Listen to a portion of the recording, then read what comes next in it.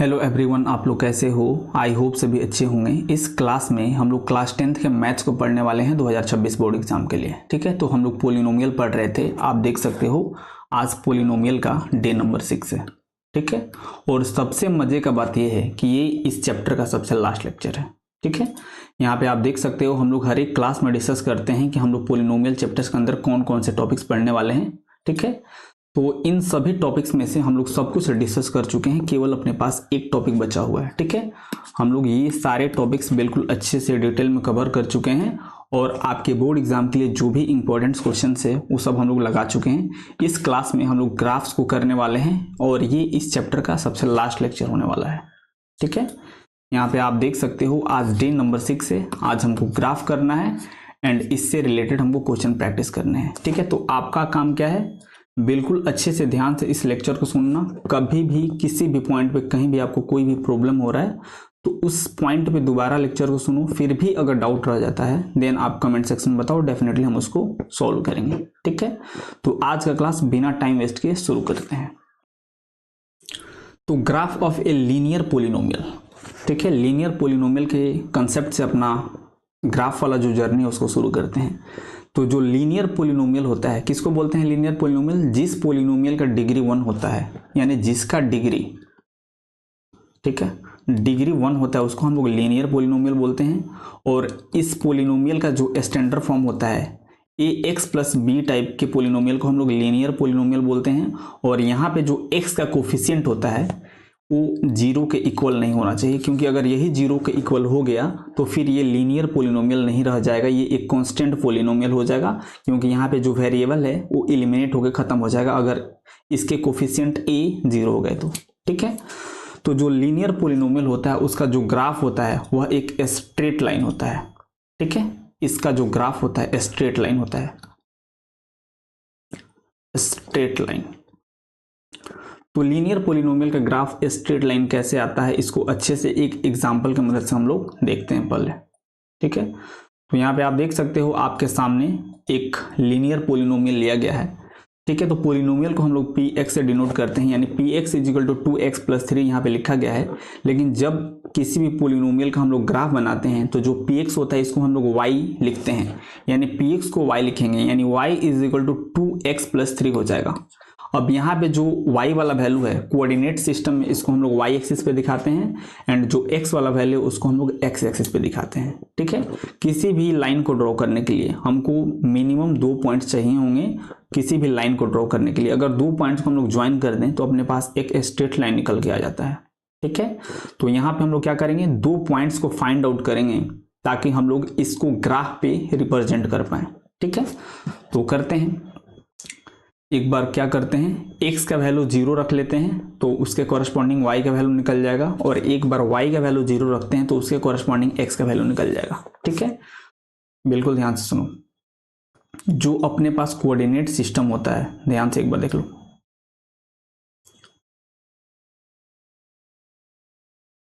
कभी भी आप ग्राफ बनाना तो हमेशा क्या करना, x एक्सिस और y एक्सिस पे जो पॉइंट है उसको आप फाइंड करने की कोशिश करना। ठीक है, तो मान लेते हैं ये x एक्सिस है, ठीक है, और ये y एक्सिस है, और ये आपका ओरिजिन है जहां पे कोऑर्डिनेट 0,0 होता है।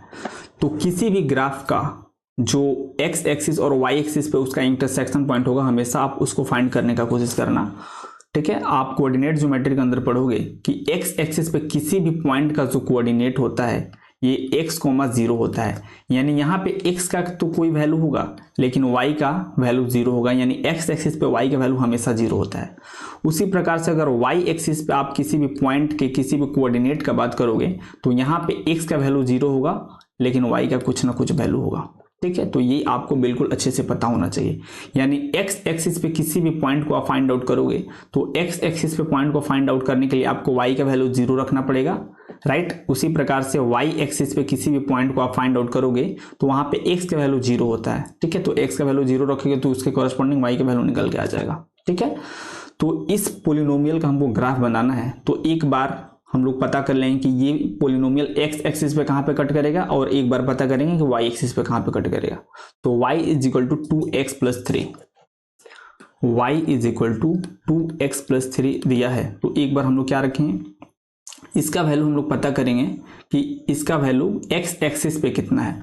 तो x एक्सिस पे y का वैल्यू 0 होता है, यानी y इज इक्वल टू हम लोग 0 रखेंगे, तो यहाँ से हम लोग x का वैल्यू निकाल लेंगे, यानी y is equal to 2x+3। ठीक है, यानी यहाँ पे हम लोग क्या करेंगे, y का वैल्यू 0 रखेंगे, तो 0 इज इक्वल टू 2x+3 हो जाएगा। एंड यहाँ से क्या हो जाएगा, 2x इज इक्वल टू -3, यानी x इज इक्वल टू -3/2 हो जाएगा। यानी y का वैल्यू 0 रखने पे आपके पास x का वैल्यू -3/2 निकल के आ रहा है। ठीक है, y का वैल्यू जब आप 0 रख रहे हो तो आपके पास x का वैल्यू -3/2 निकल के आ रहा है। ठीक है, अब हमको एक और पॉइंट चाहिए। ठीक है, तो एक और पॉइंट निकालने के लिए हम लोग क्या करेंगे, x का वैल्यू 0 रखेंगे ताकि हमको पता चले कि ये y एक्सिस पे कहाँ पे कट करेगा। ठीक है, तो y is equal to 2x+3, y is equal to 2x+3। तो यहाँ पे हम लोग क्या करेंगे, x का वैल्यू 0 रखेंगे, तो x का वैल्यू 0 रखोगे तो y is equal to 2 into 0+3 हो जाएगा, यानी y इज इक्वल टू कितना हो जाएगा, ये y इज इक्वल टू, ये तो आपका 0 हो जाएगा, 3 आ जाएगा। यानी जब आप x का वैल्यू 0 रख रहे थे तो आपके पास y का वैल्यू 3 आ रहा था।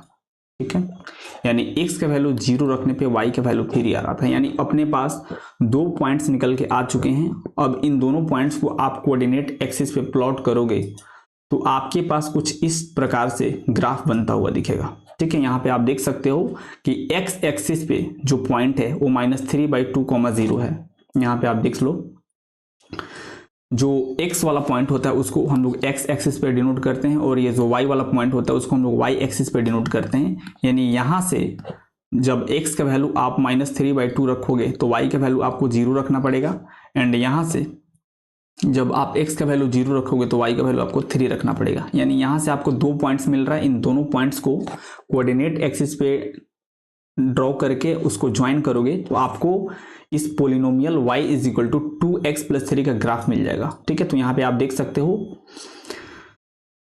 x एक्सिस पे -3/2, 0 एंड y एक्सिस पे 0,3 आपको दिया है, तो ये एक स्ट्रेट लाइन ग्राफ मिल रहा है। ठीक है, अगर इसको आप बिल्कुल ध्यान से देखोगे तो ये जो पोलिनोमियल आपको दिया था इसके जीरोस x एक्सिस पे हमेशा लाई करेंगे। ठीक है, किसी भी पोलिनोमियल का जीरोस हम लोग कैसे कैलकुलेट करते हैं, उसके px को हम लोग 0 कर देते हैं तो अपने पास उस पोलिनोमियल का जीरोस निकल के आ जाता है। ठीक है, यानी यहाँ पे इसका जीरोस कैलकुलेट करने के लिए इस px को हम लोग 0 के इक्वल कर देंगे।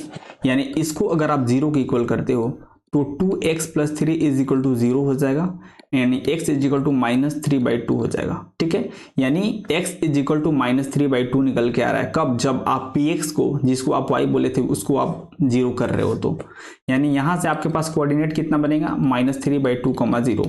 यानी यही तो वो पॉइंट है जो कि x एक्सिस पे लाई कर रहा है। यानी किसी भी पोलिनोमियल का जो ग्राफ बनता है उसके जो जीरोज होते हैं वो हमेशा x एक्सिस पे लाई करते हैं। ठीक है, यहाँ पे आप देख सकते हो इसका जीरोज हम लोग कैलकुलेट किए हैं तो -3/2 आ रहा था, और यहाँ से जब आप कोऑर्डिनेट बनाओगे तो x का वैल्यू -3/2 होगा एंड y का वैल्यू 0 होगा, क्योंकि पोलिनोमियल का जीरोज कैलकुलेट करने के लिए हम लोग px को 0 करते हैं। ये हम लोग पिछले क्लासेस में बिल्कुल अच्छे से पढ़ चुके हैं कि px को हम लोग 0 क्यों करते हैं किसी भी पोलिनोमियल का जीरोज कैलकुलेट करने के लिए। ठीक है, और जब हम लोग ग्राफ बनाते हैं तो px को ही तो हम लोग y बोलते हैं। यानी x का वैल्यू -3/2 आया है जब y को हम लोग 0 रखे हैं, तो जो पोलिनोमियल का जीरोज होता है वो हमेशा x एक्सिस पे लाई करेगा किसी भी ग्राफ के लिए।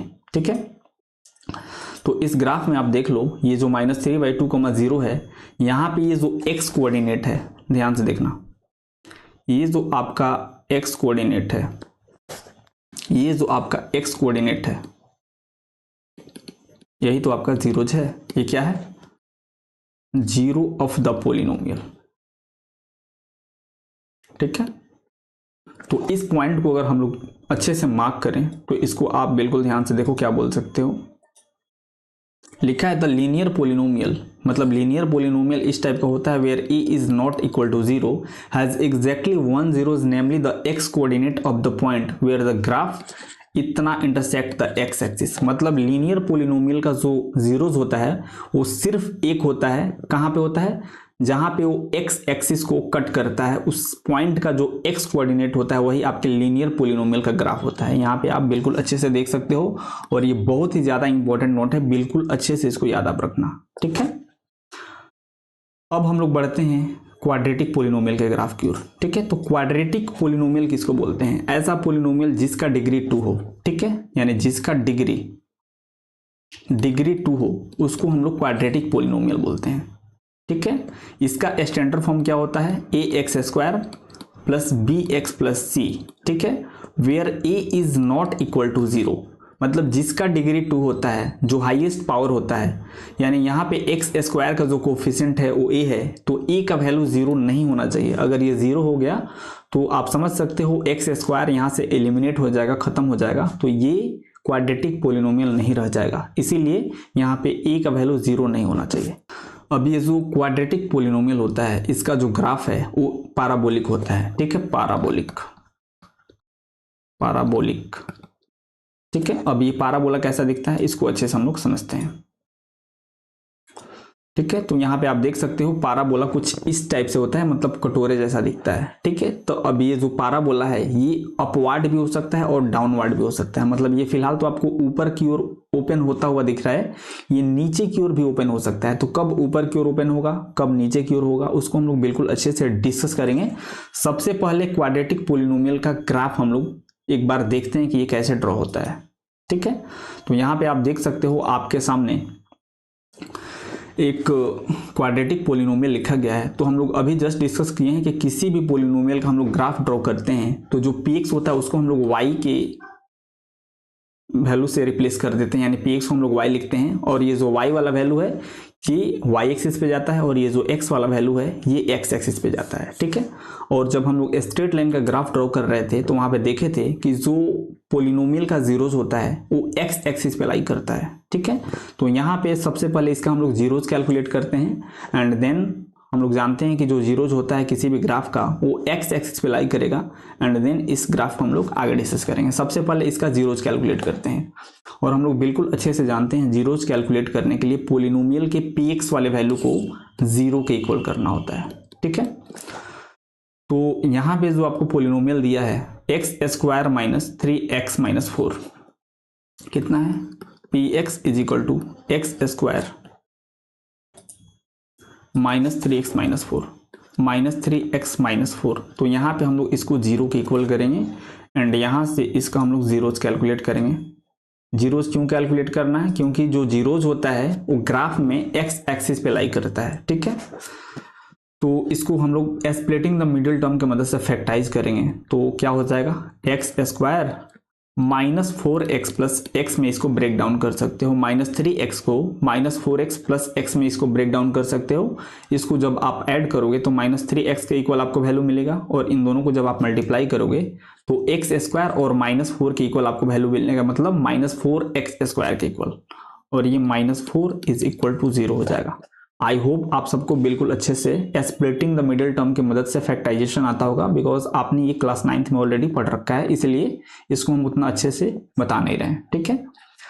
तो यहाँ पे आप कॉमन लोगे तो x कॉमन निकलेगा तो x माइनस 4 यहाँ पे हो जाएगा और यहाँ पे 1 निकालोगे तो x माइनस 4 हो जाएगा, ठीक है।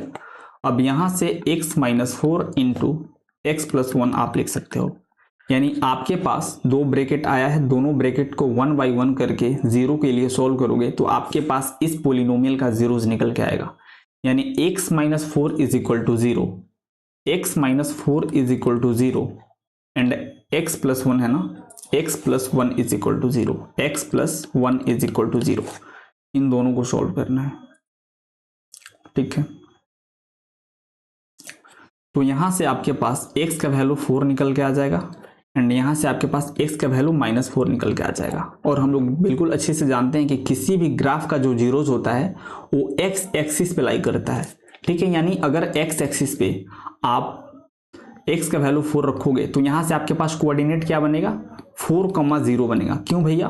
क्योंकि हम लोग जानते हैं कि x एक्सिस पे जो y कोऑर्डिनेट होता है वो 0 होता है, यानी आपको x का वैल्यू 4 मिला है तो x कोऑर्डिनेट पे y का वैल्यू 0 होगा, इसलिए x इज इक्वल टू 4 से आप कोऑर्डिनेट बनाओगे तो इसको 4,0 लिखोगे, ठीक है। सेम इसी प्रकार से जब इसको आप कोऑर्डिनेट बनाओगे तो x का वैल्यू -1 है तो यहाँ पे ये 0 हो जाएगा, यानी आपके पास एक पॉइंट 4,0 मिल गया और दूसरा पॉइंट -1,0 मिल गया। तो ये आपके दो पॉइंट्स हैं जो कि ग्राफ x एक्सिस पे लाई करेगा, क्योंकि ये आपके जीरोज हैं। ठीक है, तो जब हम लोग x का वैल्यू 4 रखेंगे तो y का वैल्यू 0 आएगा। ठीक है, यानी x का वैल्यू जब हम लोग 4 रखेंगे तो y का वैल्यू 0 आएगा, और x का वैल्यू -1 रखेंगे तब अपने पास y का वैल्यू 0 आएगा। ठीक है, इसी प्रकार से ग्राफ में आप और भी वैल्यूज रख के उसको बना सकते हो। जैसे मान लो आपने x का वैल्यू 5 रख लिया, इसको करस्पॉन्डिंग कुछ y का वैल्यू आएगा। x का वैल्यू सपोज 2 रख लिया, उसके करस्पॉन्डिंग y का कुछ वैल्यू आएगा। अब जैसे जैसे इसको आप ग्राफ में प्लॉट करके उसको मिलाते जाओगे तो आपके पास कुछ इस प्रकार से ग्राफ बन जाएगा। जैसे यहाँ पे आप देख सकते हो, जब आप अपने पोलिनोमियल x² - 3x - 4 में x के प्लेस पे 5 रखोगे तो आपके पास y का वैल्यू कितना आएगा, y का वैल्यू आपके पास 6 निकल के आएगा। ठीक है, जरूरी नहीं है कि आप 5 ही रखो, आप कुछ भी रखोगे तो सेम यही ग्राफ बनेगा। ठीक है, इसी प्रकार से एक और आप वैल्यू देख लो। जैसे मान लो आप x का वैल्यू -2 रखते हो तो आपके पास y का वैल्यू 6 निकल के आएगा। ठीक है, x का वैल्यू -2 रखते हो, x का वैल्यू -2 रखते हो तो y का वैल्यू 6 मिलेगा। ठीक है, तो जरूरी नहीं है कि जो यहाँ पे वैल्यू रखा वही रखो, आप कुछ भी रख सकते हो। ठीक है, लेकिन इतना याद रखना कि इस पोलिनोमियल का जो जीरोज होगा वो x एक्सिस पे लाई करेगा। तो यहाँ पे अगर आप ध्यान से देखो तो अपने पास इस पोलिनोमियल के जो जीरोज हैं वो 4,0 और -1,0 निकल के आ रहे थे, जहाँ पे आप देख सकते हो दोनों इस x एक्सिस वाले पॉइंट पे लाई कर रहे हैं। ठीक है, तो यहाँ पे आप देख सकते हो कि जो अपना ग्राफ है क्वाड्रेटिक का वो अपवर्ड पैराबोलिक ग्राफ बना है। ठीक है, ऊपर की ओर मतलब बना है, इसको हम लोग अपवर्ड पैराबोलिक ग्राफ बोलते हैं। और जो अपना जीरोज है वो x एक्सिस पे कट कर रहा है। ठीक है, तो इस प्रकार से आप ग्राफ बना सकते हो। ठीक है, तो यहाँ पे एक बहुत इंपॉर्टेंट नोट है, इसको बिल्कुल अच्छे से ध्यान से सुनो। क्या बोल रहा है, the zeros of a quadratic polynomial ax² + bx + c are precisely the x coordinate of the point where y = ax² + bx + c intersect the x axis. मतलब जो ग्राफ अपना होता है वो x एक्सिस को जिस पॉइंट पे कट करता है वही उसके जीरोज होते हैं। यहाँ पे क्लियरली आप देख सकते हो लिखा गया है। ठीक है, तो ये बहुत इंपॉर्टेंट नोट है। जैसा कि हम लोग लीनियर पोलिनोमियल में देखे थे, सेम वैसे ही अपने क्वाड्रेटिक पोलिनोमियल में भी देखने को मिल रहा है। मतलब जरूरी नहीं है कि लीनियर पोलिनोमियल हो या फिर क्वाड्रेटिक पोलिनोमियल हो, आप दुनिया में किसी भी पोलिनोमियल का ग्राफ बनाओ, उसके जो जीरोज होंगे हमेशा x एक्सिस पे लाई करेंगे, और x एक्सिस पे जितने भी पॉइंट्स होंगे उनके x कोऑर्डिनेट आपके जीरोज होंगे। ठीक है, जैसा कि यहाँ पे आप देख सकते हो ये जो आपका ग्राफ बना है, जब हम लोग इस पोलिनोमियल का जीरोज कैलकुलेट किए थे तो अपने पास -1 और 4 निकल के आया था जो कि x का वैल्यू था। और यहाँ पे आप देख सकते हो कि इस पॉइंट पे जो आपका जीरोज है वो आपके x कोऑर्डिनेट का वैल्यू है इस ग्राफ के लिए। सेम इसी प्रकार से जब हम लोग स्ट्रेट लाइन के लिए ग्राफ बनाए थे तो यहाँ पे आप देख सकते हो कि इस x एक्सिस पे जो पॉइंट आपको मिला है उसका x कोऑर्डिनेट आपका जीरोज है। ठीक है, तो ये हमेशा आपको देखने को मिलेगा किसी भी पोलिनोमियल का जब आप ग्राफ ड्रॉ करोगे तो। ठीक है, तो बहुत इंपॉर्टेंट एक पॉइंट है, ध्यान से सुनो। क्या बोल रहा है, the number of times the graph of a polynomial touches और cuts the x axis it will have the same number of zeros बोल लो, रूट्स बोल लो या फिर सॉल्यूशन बोल लो। मतलब क्या बोल रहा है, किसी भी पोलिनोमियल का आप ग्राफ बनाओ, जितनी बार वो आपके x एक्सिस को टच करेगा या फिर कट करेगा उसके पास सेम उतने ही नंबर ऑफ जीरोज होंगे, या फिर रूट्स बोलो या फिर सॉल्यूशन बोलो। मतलब कोई भी ग्राफ x एक्सिस को जितनी बार कट करे या फिर टच करे उसके उतने ही जीरोज होंगे। सिंपल आपका ये नोट्स ये बोल रहा है। ठीक है, तो यहाँ पे आपके सामने कुछ पोलिनोमियल्स दिए गए हैं। ठीक है, हम लोग स्टार्टिंग में इस पोलिनोमियल का ग्राफ बनाए थे जो कि अपने पास एक स्ट्रेट लाइन बन गया था। ठीक है, बिकॉज ये एक लीनियर पोलिनोमियल है तो इसके जीरोज कितने थे, इसके जीरोज अपने पास 1 निकल के आए थे क्योंकि ये लीनियर पोलिनोमियल है और इसके जीरोज 1 होंगे। ठीक है, अब यहाँ पे देखो, अभी जिस क्वाड्रेटिक पोलिनोमियल का हम लोग ग्राफ बनाए थे वो यही वाला पोलिनोमियल था एक्स स्क्वायर माइनस 3x-4, तो इसके अपने पास जीरोज 2 निकल के आए थे, एक -1 और एक 4। ठीक है, सेम उसी प्रकार से अपने पास एक दूसरा क्वाड्रेटिक पोलिनोमियल दिया गया है। एक बार इसके जीरोज कैलकुलेट करते हैं। जिस पोलिनोमियल के जितने जीरोज होंगे वो उतनी ही बार एक्स एक्सिस को कट करेगा या फिर टच करेगा, और जितनी बार कोई ग्राफ एक्स एक्सिस को कट करे या फिर टच करे उसके उतने ही जीरोज हो गए। यहाँ पे हम लोग जस्ट अभी देखें। ठीक है, तो एक बार इसको हम लोग थोड़ा फैक्टाइज करके इसका जीरोज कैलकुलेट करते हैं। तो जीरोज कैलकुलेट करने के लिए हम लोग y बोलो या फिर px बोलो, इसके वैल्यू को हम लोग जीरो से इक्वेट करते हैं तो अपने पास जीरोज निकल के आ जाता है। तो x square plus 6x plus 9 को हम लोग जीरो से इक्वेट करेंगे जीरोज कैलकुलेट करने के लिए। तो इसको ब्रेक डाउन करोगे तो ये x square plus 3x plus 3x plus 9 में ये ब्रेक डाउन होगा, एंड यहाँ से आप कॉमन लोगे तो x कॉमन लोगे तो x प्लस 3 हो जाएगा, प्लस 3 कॉमन लोगे तो x प्लस 3 हो जाएगा। राइट, यानी नेक्स्ट पेज पे आप क्या लिख सकते हो, x plus 3 into x plus 3 is equal to 0। अब यहाँ से आपको इसके जीरोज कैलकुलेट करने के लिए दोनों ब्रैकेट्स को 1 बाई 1 करके जीरो से इक्वेट करना पड़ेगा। तो करते हैं, तो x plus 3 is equal to 0 हो जाएगा, तो x का वैल्यू आपके पास -3 आ जाएगा, एंड यहाँ पे भी x plus 3 is equal to 0 हो जाएगा, तो x का वैल्यू आपके पास -3 आ जाएगा। मतलब आप देख सकते हो इस क्वाड्रेटिक पोलिनोमियल के दो रूट्स तो हैं लेकिन दोनों सेम हैं, यानी इसको तो आप 2 नहीं बोलोगे, इसको आप सिंपली 1 बोलेंगे। मतलब इस पोलिनोमियल के आपके पास सिर्फ एक जीरोज निकल के आए हैं। यानी यहाँ से जब इसके लिए आप कोऑर्डिनेट लिखोगे तो आपका कोऑर्डिनेट कितना आएगा, एक सेकंड, इससे जब आप कोऑर्डिनेट लिखोगे तो आपके पास x का वैल्यू -3 आ रहा है एंड y का वैल्यू 0 हो जाएगा, क्योंकि x एक्सिस पे y का वैल्यू 0 होता है। यानी इस पोलिनोमियल का जब आप ग्राफ बनाओगे तो ये x एक्सिस को एक पॉइंट पे केवल टच करेगा। टच क्यों करेगा, क्योंकि पोलिनोमियल यहाँ पे क्वाड्रेटिक दिया है। क्वाड्रेटिक पोलिनोमियल का ग्राफ हम लोग जानते हैं पैराबोलिक बनता है, यानी ये x एक्सिस को एक पॉइंट पे केवल टच करेगा, और वो पॉइंट क्या होगा, -3,0 होगा। यानी ये जो पोलिनोमियल आपके पास दिया है इसके जीरोज कितना है, इसके जीरोज केवल एक हैं, और वो क्या है, -3। सेम इसी प्रकार से जब इसका आप जीरोज कैलकुलेट करने जाओगे तो इसके जीरोज 0 होंगे, मतलब इसके कोई जीरोज नहीं होंगे। क्यों, क्योंकि ये फैक्टराइज ही नहीं हो पाएगा। ठीक है, फैक्टराइज नहीं हो पाएगा तो इसके कोई भी जीरोज नहीं निकल के आएंगे।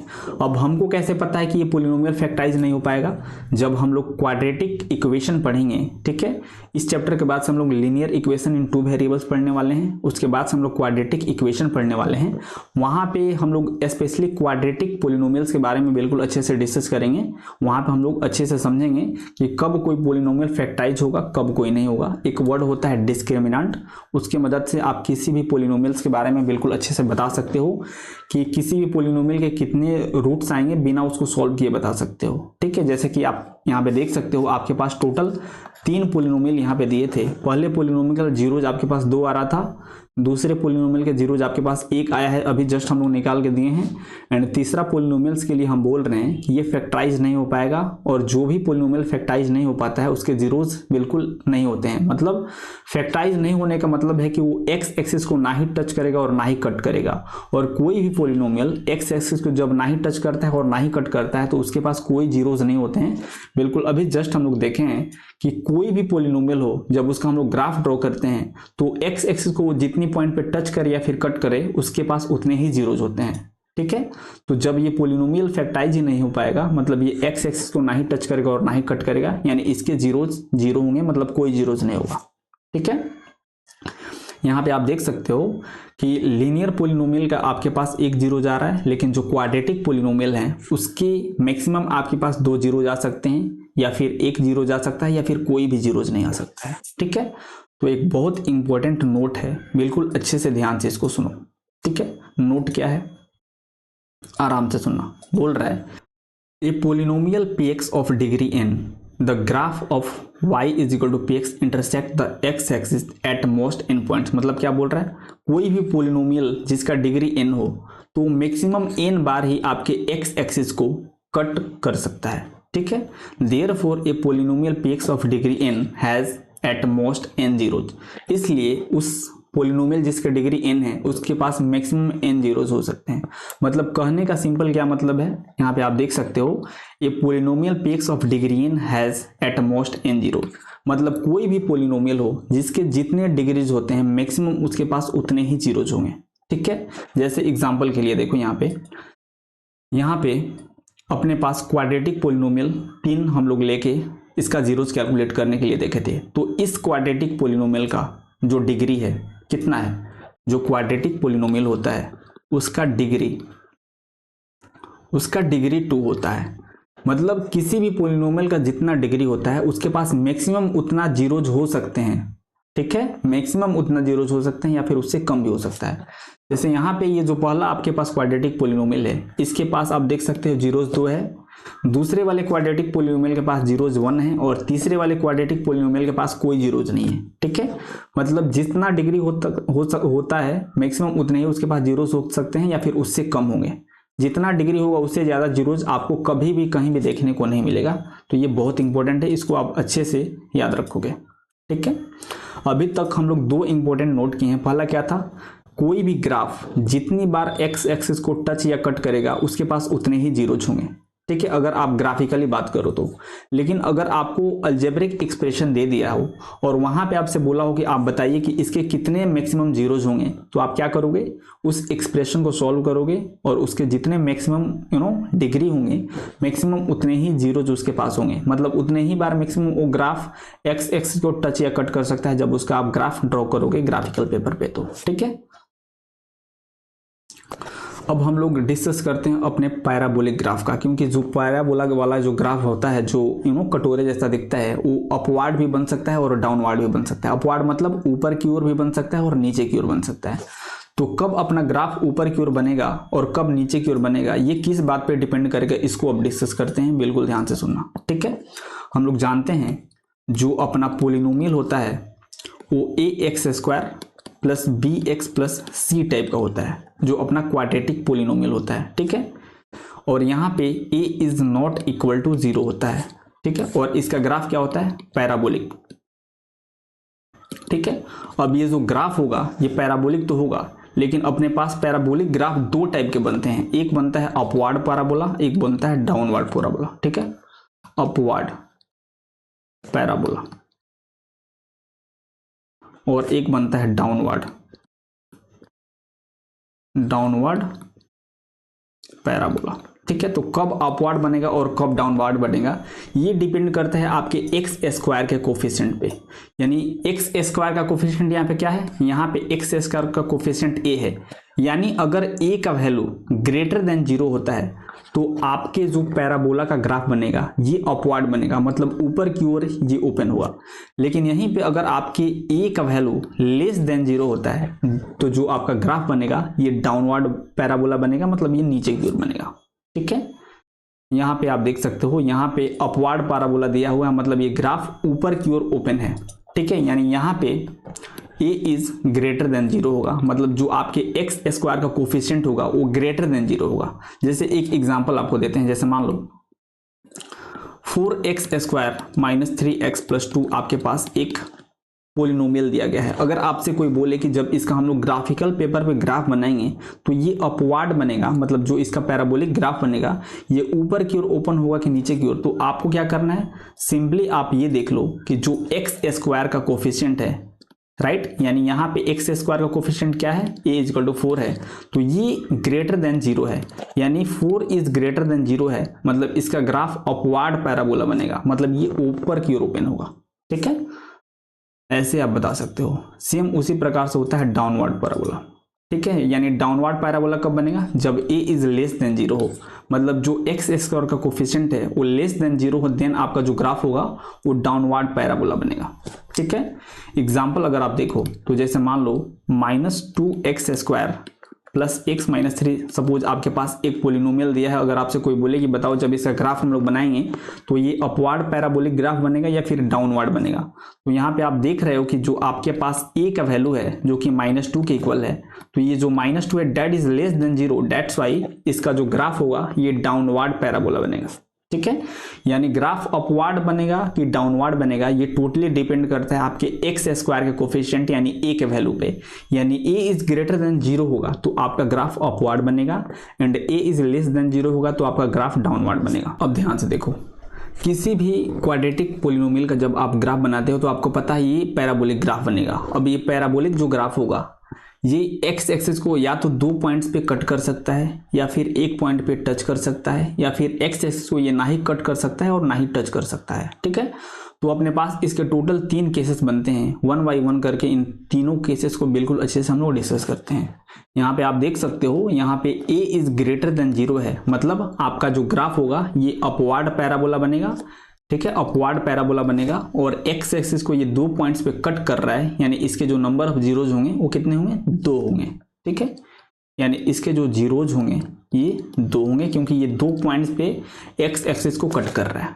ठीक है, अब ये एक्स एक्सिस को 2 पॉइंट्स पे कट करते हुए ये डाउनवर्ड पैराबोला भी हो सकते हैं। यानी जब डाउनवर्ड पैराबोला होगा तो a इज लेस देन 0 होगा। ठीक है, यहाँ पे डाउनवर्ड होगा, डाउनवर्ड पैराबोला होगा यानी a इज लेस देन 0 होगा, और यहाँ पे भी ये 2 पॉइंट्स पे कट कर रहा है तो इसके नंबर ऑफ जीरोस 2 हो जाएंगे। ठीक है, अब 2 पॉइंट्स पे तो ये अपवर्ड भी होके कट कर दिया और डाउनवर्ड भी होके कट कर दिया। अब ये क्या कर सकता है, एक्स एक्सिस को केवल टच करके निकल सकता है। यानी एक्स एक्सिस को यहाँ पे देख सकते हो एक पॉइंट पे केवल टच कर रहा है।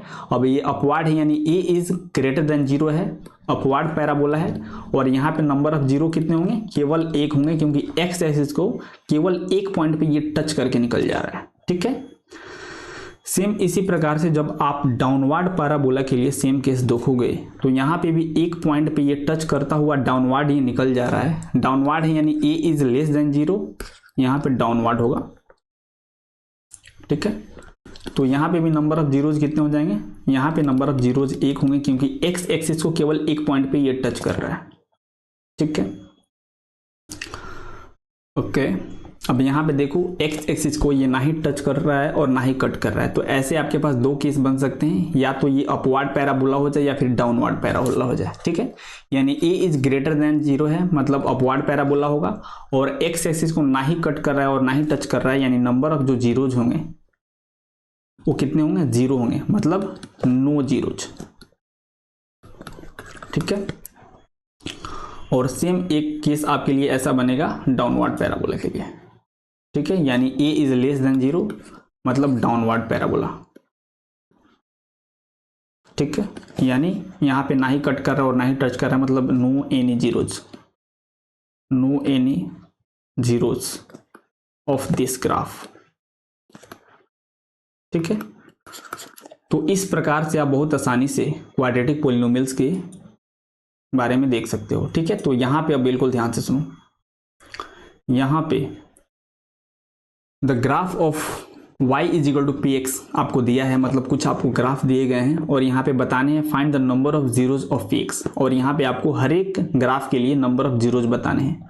यहाँ पे जीरोज बताते समय आपको क्या ध्यान में रखना है, हम लोग बिल्कुल अच्छे से ये देख चुके हैं कि कोई भी ग्राफ हो वो कैसा हो भी बने, डोंट केयर, एक्स एक्सिस को जितनी बार वो कट करे या फिर टच करे उसके उतने ही नंबर ऑफ जीरोज होंगे। ठीक है, तो सिंपली आप देख लो हर एक ग्राफ में कि कोई भी ग्राफ एक्स एक्सिस को कितने पॉइंट्स पे टच या फिर कट कर रहा है उसके उतने ही नंबर ऑफ जीरोज होंगे। ठीक है, तो 1 बाई 1 करके इसको एनालाइज करना शुरू करते हैं। ये जो आपका ग्राफ है ये आपकी एनसीईआरटी का ग्राफ है, तो इसको बिल्कुल अच्छे से देखना। ये पहला वाला ग्राफ आप देख लो, एक्स एक्सिस को केवल एक पॉइंट पे ये कट कर रहा है तो इसके पास केवल एक जीरोज होंगे। ठीक है, इसके पास जीरो कितना होगा, सिर्फ 1 होगा। ठीक है, दूसरा ग्राफ आप देखो तो ये एक्स एक्सिस को 2 पॉइंट्स पे कट कर रहा है, यानी इसके पास कितने जीरोज होंगे, इसके पास 2 जीरोज होंगे। ठीक है, तीसरा ग्राफ आप देखो तो एक्स एक्सिस को ये 3 पॉइंट्स पे कट कर रहा है, यानी इसके पास टोटल 3 नंबर ऑफ जीरोज होंगे। ठीक है, जो आपके पास चौथा ग्राफ है ये एक स्ट्रेट लाइन है और ये एक्स एक्सिस को केवल एक पॉइंट पे कट कर रहा है, यानी इसके पास जो जीरोज होंगे कितना होंगे, आपको तो अब पता ही हो गया, केवल 1 जीरोज होंगे। ठीक है, अगर आप पांचवा ग्राफ देखो तो एक्स एक्सिस को केवल एक पॉइंट पे ये टच कर रहा है, ये एक क्वाड्रेटिक पोलिनोमियल का ग्राफ है। यहाँ पे a इज ग्रेटर देन 0 बन रहा होगा तभी ये अपवर्ड पैराबोलिक ग्राफ बन रहा है, और एक्स एक्सिस को केवल एक पॉइंट पे ये टच कर रहा है, इसलिए इसके पास जो जीरोज होंगे वो केवल एक नंबर ऑफ जीरोज होंगे। ठीक है, अगर हम लोग 6वां एग्जाम्पल देखें तो यहाँ पे आप देख सकते हो एक्स एक्सिस को ये टोटल 4 पॉइंट्स पे कट कर रहे हैं, यानी इसके पास जो नंबर ऑफ जीरोज होंगे वो 4 होंगे। ठीक है, तो इस प्रकार से आप बहुत आसानी से किसी भी ग्राफ को देख के बता सकते हो कि उसके पास टोटल कितने नंबर ऑफ जीरोज होंगे। राइट, ये जो क्वेश्चन है ये आपके एनसीईआरटी के एग्जाम्पल में सवाल दिया था। ठीक है, और ये आपके एक्सरसाइज 2.1 में क्वेश्चन में दिया हुआ है, ये भी आपके एनसीईआरटी का सवाल है। तो यहाँ पे भी हमको सेम वही काम करना है, नंबर ऑफ जीरोज बताने हर एक ग्राफ के लिए। तो यहाँ पे आप देख सकते हो पहले वाले ग्राफ में ये जो आपका ग्राफ बना हुआ है ये एक्स एक्सिस को ना ही कट कर रहा है और ना ही टच कर रहा है, यानी यहाँ पे नंबर ऑफ जीरोज कितने होंगे, 0 होंगे, मतलब यहाँ पे कोई भी आपके जीरोज नहीं होगा। सेकेंड वाले ग्राफ में आप देखो तो ये ग्राफ एक्स एक्सिस को केवल एक पॉइंट पे कट कर रहा है, यानी इसके पास केवल एक 0 होगा। ठीक है, थर्ड ग्राफ में आप देखो तो ये एक्स एक्सिस को 3 पॉइंट्स पे कट कर रहा है, यानी इसके पास टोटल 3 नंबर ऑफ जीरोज होंगे। राइट, उसी प्रकार से आप चौथे ग्राफ को देखो तो ये एक्स एक्सिस को 2 पॉइंट्स पे कट कर रहा है, यानी इसके पास नंबर ऑफ जीरोज 2 होंगे। अगर पांचवें ग्राफ को देखो तो 1 2 3 4 ये आपके एक्स एक्सिस को 4 पॉइंट्स पे कट कर रहा है, यानी नंबर ऑफ जीरोज आपके पास 4 होंगे। छठे ग्राफ को बिल्कुल ध्यान से देखना, यहाँ पे देखो ये पहला पॉइंट एक्स एक्सिस को कट कर रहा है, दूसरा पॉइंट एक्स एक्सिस को टच कर रहा है, तीसरा पॉइंट भी एक्स एक्सिस को टच कर रहे हैं, यानी आपके पास इस ग्राफ के टोटल 3 नंबर ऑफ जीरोज बनेंगे, क्योंकि 2 पॉइंट्स पे ये ग्राफ टच कर रहा है और एक पॉइंट पे कट कर रहा है। राइट, जब ग्राफ टच करता है तो उसके पास केवल एक नंबर ऑफ जीरोज होते हैं, यानी 2 पॉइंट्स पे टच कर रहा है तो 2 जीरोज और एक पॉइंट्स पे कट कर रहा है तो एक वो वाला जीरोज, यानी इस ग्राफ के पास टोटल 3 नंबर ऑफ जीरोज हैं। ठीक है, तो आई होप बिल्कुल अच्छे से अभी तक आपको ये डिसाइड करना आ गया होगा कि किसी भी ग्राफ के लिए नंबर ऑफ जीरोज हम लोग कैसे बताएंगे। ठीक है, वो तो हो गया आपका ग्राफिकली, लेकिन अगर आपको थ्योरेटिकली पूछे अलजेब्रिक एक्सप्रेशन देके, जैसे कि यहाँ पे क्वेश्चन में बोला है number of zeros of the given polynomial, मतलब अगर आपको कोई पोलिनोमियल दे दे और बोले कि अब आप बताओ कि इसके मैक्सिमम कितने नंबर ऑफ जीरोज हो सकते हैं, तो हम लोग बिल्कुल अच्छे से जानते हैं कोई भी पोलिनोमियल एक्सप्रेशन हो उसके जितने डिग्रीज होंगे उसके पास मैक्सिमम उतने ही नंबर ऑफ जीरोज हो सकते हैं। ठीक है, तो इस पोलिनोमियल का हमको नंबर ऑफ जीरोज बताने हैं। ठीक है, तो इसको क्या करेंगे हम लोग, पहले सिंप्लीफाई करेंगे और जितना इसका डिग्री होगा इसके पास मैक्सिमम उतने ही नंबर ऑफ जीरोज हो सकते हैं, या फिर उससे कम भी हो सकता है, लेकिन मैक्सिमम जो लिमिट है वो उसके डिग्री के बराबर होगा। ठीक है, तो सबसे पहले इसको हम लोग मल्टीप्लाई करते हैं एंड देन देखते हैं कि इसका डिग्री कितना आता है, उतने ही इसके पास मैक्सिमम नंबर ऑफ जीरोज होंगे। तो आई होप सबको मल्टीप्लीकेशन आता होगा। तो x square minus 3x minus 4, इसको हम लोग एक्स स्क्वायर से मल्टीप्लाई कर देंगे and minus 1 into x square minus 3x minus 4 हो जाएगा। तो यहाँ पे क्या हो जाएगा, x का power 4 minus 3x cube minus 4x square minus x square plus 3x plus 4 हो जाएगा।